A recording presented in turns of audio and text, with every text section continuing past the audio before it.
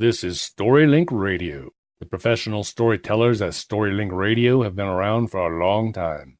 The Irish knew storytellers by the name Shawnee. We are committed to bringing stories to life through the spoken word, as in traditional oral storytelling. We present stories of many genres: ancient myths and legends, short stories, full-length novels, science fiction, high fantasy, philosophy, traditions, classics, drama, fiction, non-fiction, romance, theater, ghosts and haunts, stories of the strange, and much, much more.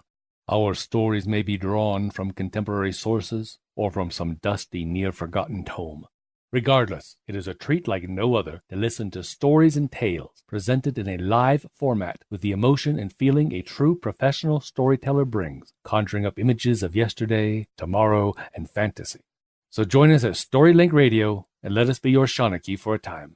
Our stories are presented before a live audience, then recorded for the StoryLink Radio podcast for your on-demand listening pleasure. Please visit StoryLinkRadio.com for show notes, to find out how to join our live audience, and for lots of free stuff, including free audiobooks and much more. Visit www.storylinkradio.com. So the first story is by C.S. Forrester. Perhaps some of you know him. Turn of the Tide.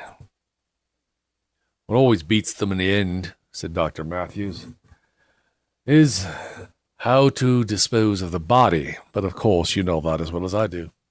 Yes, said Slade. He had in fact been devoting far more thought to what Dr. Matthews believed to be this accidental subject of conversation than Dr. Matthews could ever guess. As a matter of fact, went on Dr. Matthews, warming to the subject which Slade had so tactfully led him, it's a terribly knotty problem, isn't it? So difficult, in fact, that I always wonder why anyone is fool enough to commit murder. Yeah, all very well for you, thought Slade, but he did not allow his thoughts to alter his expression.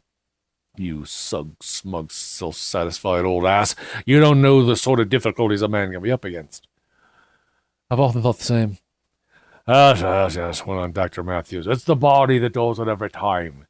To use poison, that calls for special facilities which are good enough to hang you as soon as suspicions are aroused. And that suspicion, well, of course, part of my job is to detect poisoning.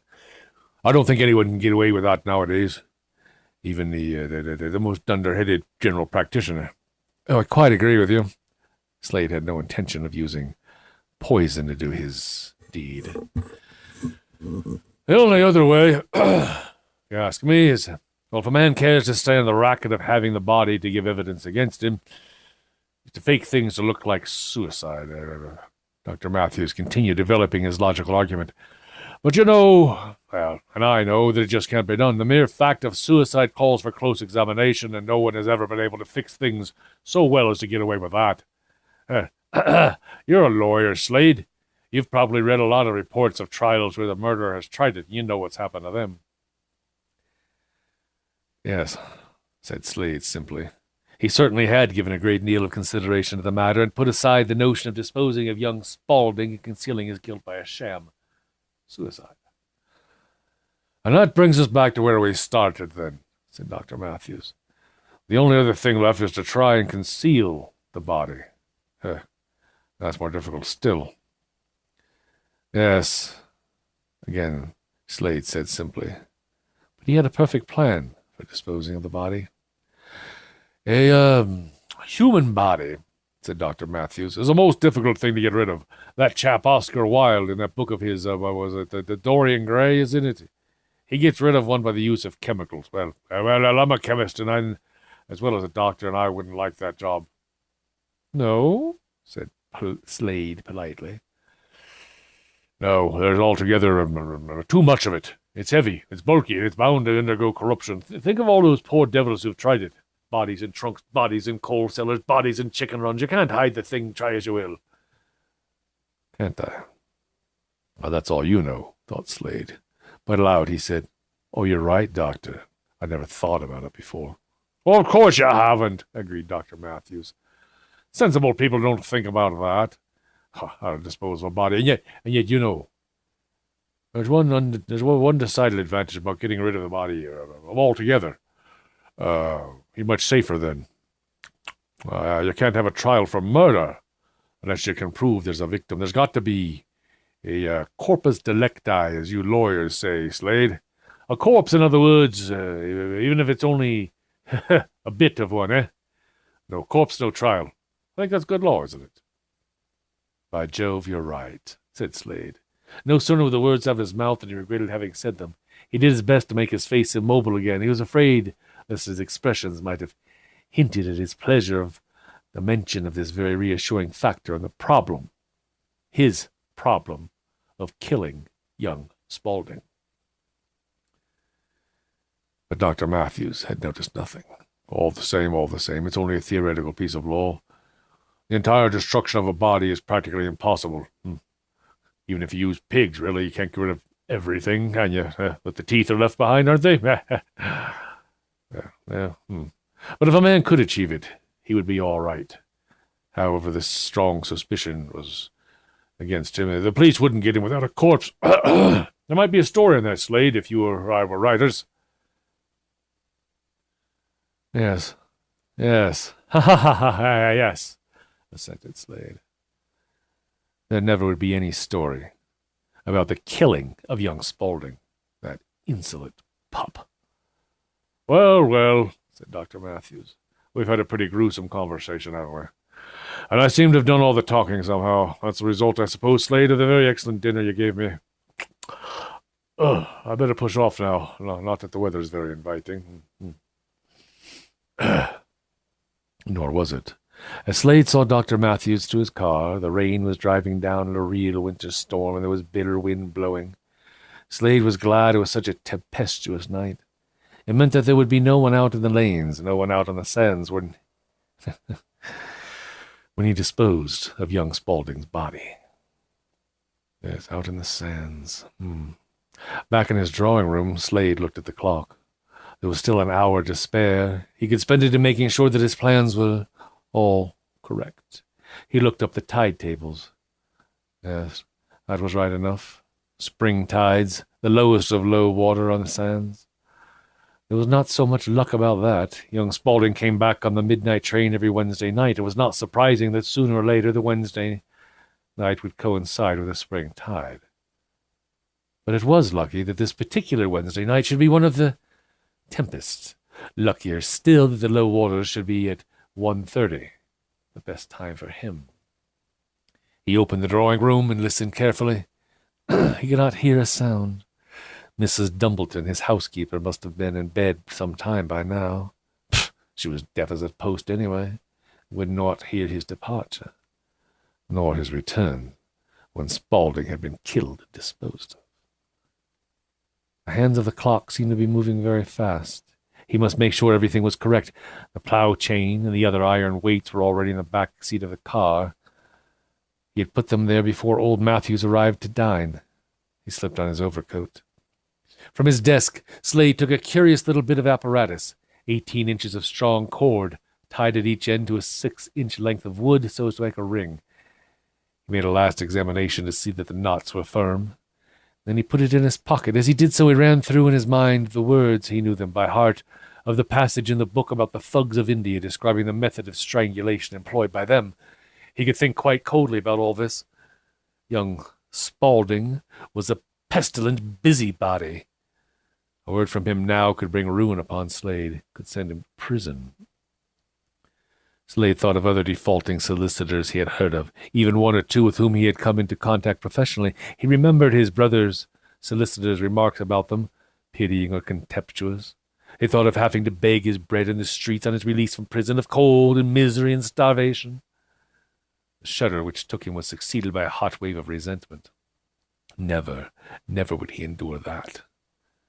What right had young Spaulding, who had barely been qualified 2 years to condemn a grey-haired man 20 years his senior, to such a fate? If nothing but death would stop him, then he deserved to die. He clenched his hands on the cord in his pocket. A glance at the clock told him he had better be moving. He turned out the lights and tiptoed out of the house, shutting the door quietly. The bitter wind flung icy rain into his face, but he did not notice it. He backed the car out of the garage, and contrary to his wont, he locked the garage doors as a precaution against the infinitesimal chance that, on a night like this, someone should notice that his car was out. He drove cautiously down the road. There were lights in the stations as he drove over the bridge. They were on for the arrival of the 12:30 train. Would you say it was from Lola, Georgia? Perhaps. Perhaps. At any rate, Spaulding would be on that 12:30 train. Every Wednesday he went over to a subsidiary office 60 miles away. Slade turned into the lane just beyond the station, then reversed his car so that it was pointed toward the road. He put out the lights, settled himself to wait. His hand fumbled with the cord in his pocket. The train was a little late. Slade had been waiting a quarter of an hour when he saw the lights of the train as it drew up to the station. So wild was the night that he could hear nothing of it. Then the train moved slowly out again. As soon as it was gone, the lights in the station began to go out one by one. Hobson, the porter, was making ready to go home, his turn of duty complete. Next, Slade's straining ears heard footsteps. Young Spaulding was striding down the road. With his head bent before the storm, he did not notice the dark mass of the motor car in the lane. He walked past it. Slade counted up to 200, slowly. Then he switched on his lights, started the engine, and drove the car out into the road in pursuit. He saw Spaulding in the glare of the headlights and drew up alongside. "Hey, is that Spaulding?" he said, striving to make the tone of his voice natural as possible. "I'd better give you a lift, old man, hadn't I?" "Oh, man, thanks very much," said Spaulding. "This isn't the sort of night to walk 2 miles in." He climbed in and shut the door. No one had seen. No one would know. Slade let in his clutch and drove slowly down the road. "Bit of luck seeing you. I was just on my way home from the bridge at Mrs. Clare's when I saw the train come in and remembered it was Wednesday. You'd be walking home, so I thought I'd turn a bit out of my way to take you along." "How very good of you, I'm sure," said Spaulding. "As a matter of fact," said Slade, speaking slowly and driving slowly, "it wasn't altogether disinterested. I wanted to talk business to you." "Rather an odd time to talk business. Can't it wait till tomorrow?" "No, it cannot. It's about the Lady Vere Trust." "Oh, yes. I wrote to remind you last week you had to make delivery." "Yes, you did. And I told you long before that it would be inconvenient with Hammond abroad." "Oh, I don't see that. I don't see that Hammond got anything to do with it," said Spaulding sharply. "Why, can't you just hand over and have done with it? I can't do anything to straighten things up until you do." "As I said, it would be inconvenient." Slade brought the car to a standstill at the side of the road. "Look here, Spaulding. I've never asked a favor of you before, but now I ask you as a favor to forego delivery for a bit, just for 3 months." But Slade had small hope that his request would be granted. So little hope, in fact, that he brought his left hand out of his pocket, holding the piece of wood with a loop of cord dangling from its end. He put his arms around the back of Spaulding's seat. "No, I can't, really. I've got my duty to my clients to consider. I'm sorry to insist, but you're quite well aware of what my duty is." "Yes. But I beg you to wait. I implore you to wait, Spaulding. There. Perhaps you can guess why now." "Oh." "Yes, I believe I do see," said Spaulding. "I only want 3 months, just 3 months. I can get straight again in 3 months." Spaulding had known other men who had the same belief in their ability to get straight in 3 months. It was unfortunate for Slade, and for Spaulding, that Slade had used those words. Spaulding hardened his heart. "No, old man, I can't promise anything like that. I don't think it's any use continuing this discussion. Perhaps I'd better walk from here on." He put out his hand to the latch of the door, and as he did so, Slade jerked the loop of cord over his head. A single turn of Slade's wrist, a thin, bony old man's wrist, but strong as steel in that wild moment, tightened the cord about Spaulding's throat. Slade swung around in his seat, getting both hands to the piece of wood, twisting madly. His breath hissed between his teeth with the effort, but Spaulding never drew breath at all. He lost consciousness long before he was dead. Only Slade's grip of the cord around his throat prevented the dead body from falling forward, doubled up. Nobody had seen. Nobody would know. And what that book had stated about the method of assassination practiced by thugs was perfectly correct. Slade had gained, now, the time in which he could get his affairs into order. With all the promise of his current speculations, all his financial ability, he would be able to recoup himself for his past losses. It only remained to dispose of Spaulding's body, and he had planned to do that very satisfactorily.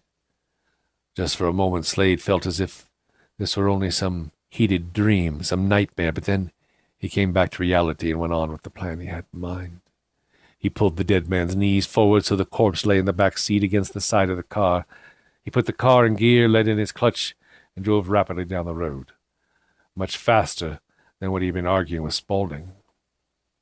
Low water was in 3/4 of an hour's time, and the sands were 10 miles away.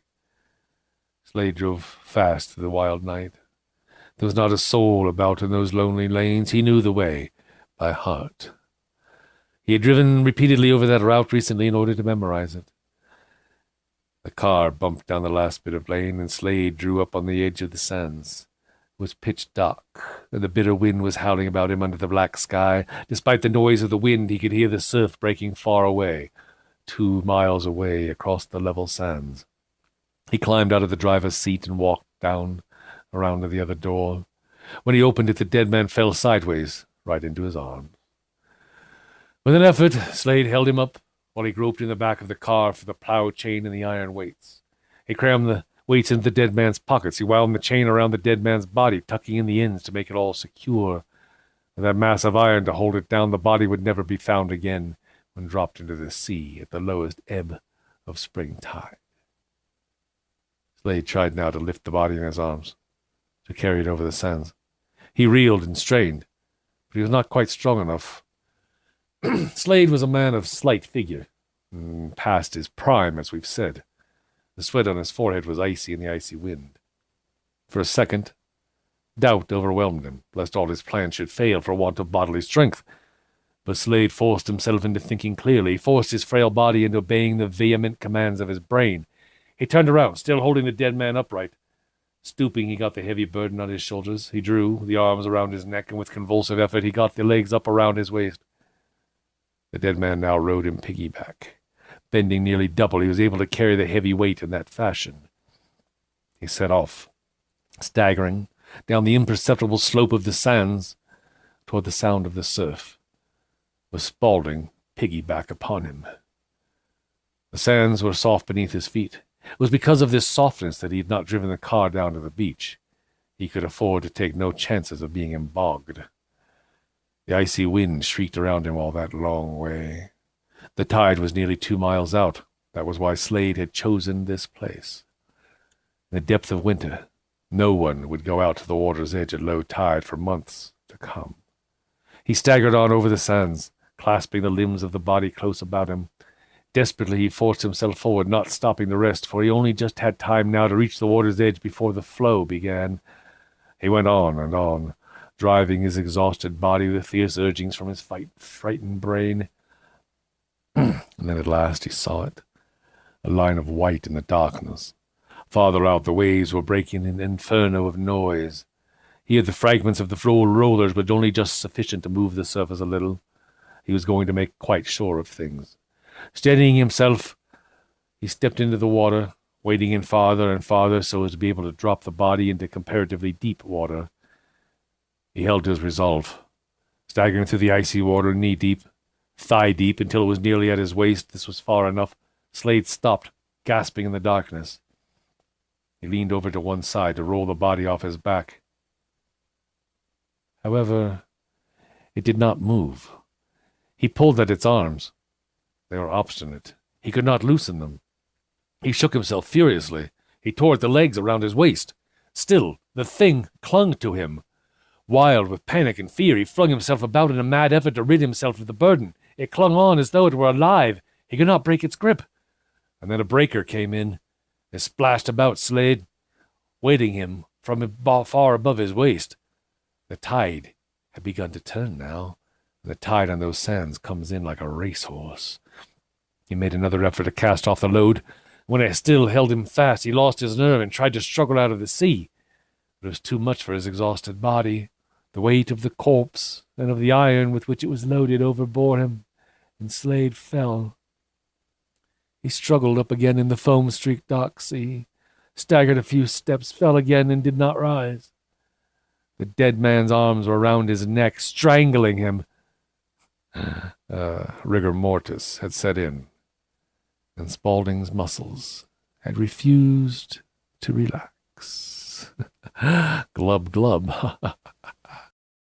Thank you for listening to StoryLink Radio. If you like what you've just heard, we hope you will subscribe to our podcast and pass along our web address, www.storylinkradio.com. Be sure to visit our website for show notes, to find out how to join our live audience, and for lots of free stuff, including free audiobooks and much more. Join us next time for another story from StoryLink Radio.